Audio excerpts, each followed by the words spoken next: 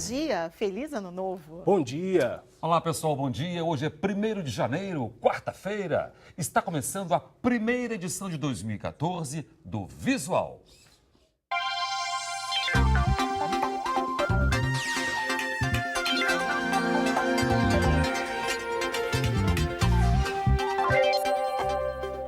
O Visual começa o ano de 2014 lembrando a história de um empresário surdo que transformou as dificuldades de comunicação em tecnologia de acessibilidade.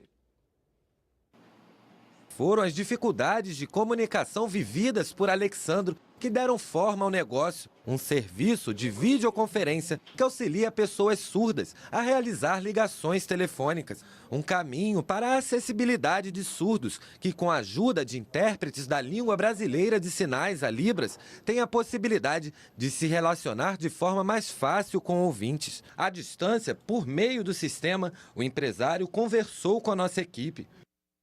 Novas centrais da Viável em todo o Brasil, além de tudo, representam novos postos de trabalho para intérpretes de Libras e também para os próprios surdos, no atendimento e suporte técnico, por exemplo. O sistema de videoconferência é simples. Por meio desse aparelho, o usuário digita o número e automaticamente se conecta ao intérprete da língua de sinais. É ele quem faz a ponte entre surdo e ouvinte, ao transmitir simultaneamente a conversa entre os dois lados da linha. O surdo passa para a gente toda a emoção, tudo aquilo que ele quer que a gente transmita para o ouvinte, e a gente tenta fazer isso com perfeição. Se eles estiverem chateados, a gente fica chateado. Se eles estiverem felizes, a gente está feliz, para eles terem a sensação que eles estão falando exatamente com o ouvinte e com o surdo, como se a gente não estivesse aqui. As chamadas nunca são gravadas e tudo que é interpretado é mantido em sigilo. Para Carlos Eduardo, tarefas simples como chamar um táxi ou marcar uma consulta médica ficaram mais fáceis com o uso do serviço. Em caso de uma emergência, por exemplo, um dos meus filhos confere de madrugada. Posso fazer uma chamada para a Viável e imediatamente agendar o atendimento médico. Daí vou direto para o hospital com a criança. Isto representa a possibilidade de eu mesmo resolver minhas necessidades, me comunicando na minha língua. A central, quando foi inaugurada aqui no Rio, tinha a finalidade realmente de oferecer um serviço de qualidade. A Viável Brasil, ela tem contribuído na autonomia do surdo.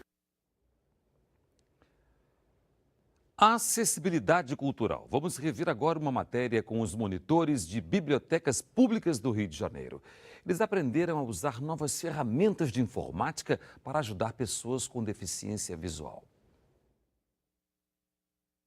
Funcionários de bibliotecas públicas do Rio participaram do curso de inclusão digital oferecido pelo Instituto Benjamin Constant para aprender como auxiliar pessoas com deficiência visual que buscam as bibliotecas para estudar, pesquisar e se divertir. O que nós treinamos aqui com eles? Como adaptar os materiais didáticos ou não para as pessoas cegas. Após uma semana de curso, essa turma está preparada para aplicar o que aprendeu no dia a dia da biblioteca.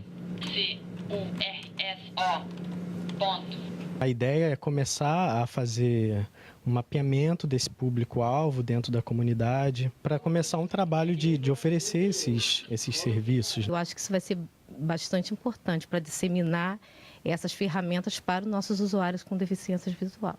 O computador e a internet potencializaram soluções de acessibilidade e baratearam os custos da inclusão.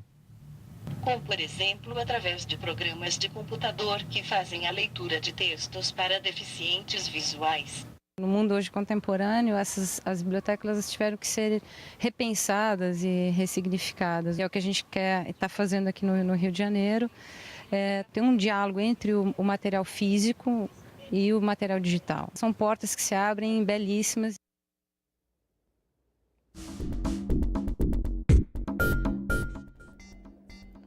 Esponja,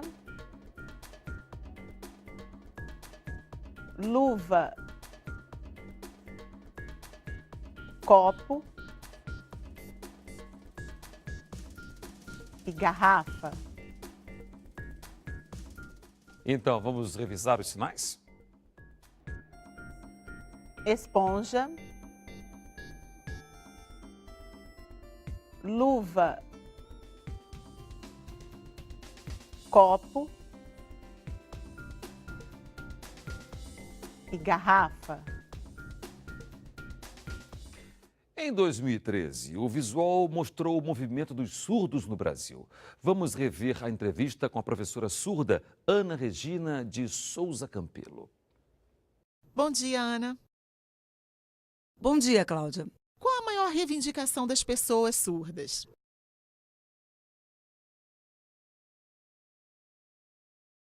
A organização da nossa sociedade ainda impõe barreiras deixando a surdos sem escolha. Serviços de atendimento ao consumidor que são prestados apenas, por exemplo, por telefone. Outra reivindicação é a luta pela elaboração de concursos para professor surdo, que realmente leva em consideração o que diz o decreto de lei que garante a prioridade ao professor surdo para assumir o cargo de docente de Libras. A sociedade precisa ficar atenta sobre esta legislação que traz estas garantias para o professor surdo no que diz respeito ao ensino de Libras. Nossa luta também é a realização do sonho de todo jovem surdo brasileiro, que é a prova do Enem toda formulada em Libras. Isso acontece porque o sonho de entrar para a universidade é frustrado na vida de muitos deles, justamente pela barreira linguística. As provas para candidatos surdos ainda são as mesmas que são aplicadas para os ouvintes, ou seja, provas em português escrito, e os surdos não conseguem um bom resultado. A única forma de resolver esta questão é que candidatos surdos e ouvintes tenham as mesmas oportunidades, ou seja, a aplicação das provas em Libras para os surdos. Não só o Enem, mas todas as outras avaliações do governo sobre o ensino no país aplicadas a alunos surdos. No campo do mercado de trabalho, a nossa luta tem sido para que o surdo tenha emprego e salário compatíveis com o seu nível de escolaridade. Ao profissional surdo, não pode apenas restar a possibilidade de trabalhar em serviços gerais nas grandes empresas. Assim como o ouvinte, o surdo tem sonhos, quer estudar, quer ter um bom emprego, planeja ter uma família e poder prover todo o necessário. Sem dúvida, precisamos alcançar uma sociedade onde isso seja possível. É por isso e para isso que lutamos. Então, não basta apenas inserir um intérprete de Libras em cada sala que tenha candidato surdo durante o concurso público? Veja bem, durante o tempo em que todo candidato tem para fazer a prova, o candidato surdo que tem um intérprete disponível na sala pode fazer quantas solicitações de tradução quiser e o intérprete deve fazer as traduções das questões quantas vezes forem necessárias. Este processo presencial de tradução gasta muito tempo, porque este intérprete não tem acesso às questões previamente para familiarização com a linguagem adotada pela banca. Muitas vezes, ele nem tem uma base de sinais adequada para aplicar no contexto dos enunciados das questões. Falando do candidato surdo, muitas vezes também não compreende bem os enunciados redigidos em português de concurso, que confunde inclusive ouvintes. Então, a prova em língua de sinais, projetada num telão para o candidato, seria o fim de um trabalho de estudo de uma equipe inteira e teria início bem antes do dia da prova. Trabalho de busca de sinais adequados e que não privilegiassem qualquer variação ou regionalismo para evitar conflitos de entendimentos dos significados, tornando a linguagem o máximo homogênea e compreensível. Isso evitaria a perda de tempo na repetição da tradução de questões. O conteúdo da prova já estaria traduzido numa linguagem básica e o máximo compreensível a todos. Mesmo assim, pensamos na possibilidade do candidato surdo também ter a chance de assistir à projeção mais de uma vez, caso queira. Afinal de contas, sabemos que todo candidato tem que ter a liberdade de voltar naquela questão que ficou alguma dúvida. Ana, o que se pode comemorar como maior conquista? Bom, como conquistas, precisamos ressaltar a Lei de Libras, é claro. Em seguida, o decreto que motivou a criação do curso de Letras Libras, como reconhecimento da necessidade da profissionalização do professor surdo e também da formação de intérpretes de Libras. O movimento de luta dos surdos vem alcançando uma visibilidade. A sociedade tem refletido sobre nossas demandas e conquistas na acessibilidade para surdos. Há 20 anos era totalmente diferente. Hoje, existe uma outra realidade. Foram abertos concursos para professores de Libras. Os surdos querem hoje também que concursos sejam elaborados especificamente para candidatos surdos, ou seja, com questões e alternativas em Libras. Ana, aproveita e deixa uma mensagem para os surdos e ouvintes.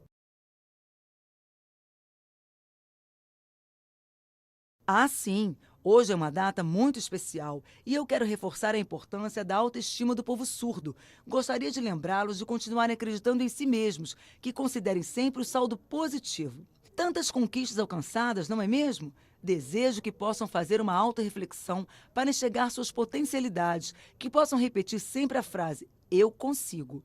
É para isso que trabalhamos. Essa data é uma ótima oportunidade para que os ouvintes possam presentear a comunidade surda com mais consideração e respeito sobre a cultura surda, a língua dos surdos.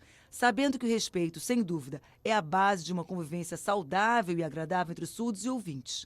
Com certeza, este relacionamento positivo entre as partes tende a beneficiar o futuro e a educação das crianças surdas, que vão encontrar e viver uma sociedade mais humana e igualitária. Ana Regina, muito obrigada por sua participação aqui no Visual. Eu também agradeço. E a primeira edição de 2014 do Visual termina aqui. Um bom dia para você. Bom dia e até amanhã. Até amanhã.